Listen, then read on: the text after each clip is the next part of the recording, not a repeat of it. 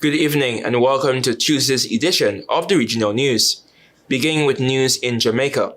The police are reporting a 41.5% decline in murders since the start of the year. The latest Jamaica Constabulary Force JCF periodic crime statistics review shows that 257 people were killed up to Saturday, May 17, 2025, when compared to 439 murders that were reported for the corresponding period of 2024. The St. Andrew South Police Division leads the island's murder count with 35 cases. This represents a 2.8% decrease when compared to the 35 homicides that were reported in the division up to March 17th of last year.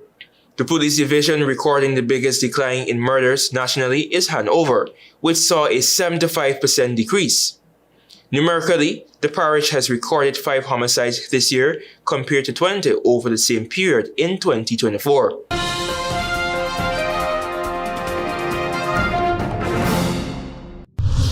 Brazil, the world's largest poultry exporter and main poultry meat importer into the European Union, is no longer allowed to ship poultry and meat products to the EU due to the outbreak of bird flu, the European Commission on Monday said.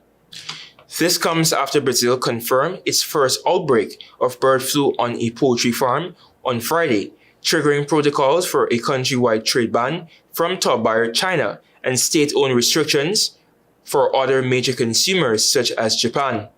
Brazilian Agriculture Minister Carlos Favero said on Friday that under existing protocols, countries including China, the European Union and South Korea would ban poultry imports from Brazil for 60 days. Of total EU poultry imports, Brazil is the main origin with a share of 32% last year, according to official EU data. However, the volume remained rather thin, with most of the EU consumption supplied locally.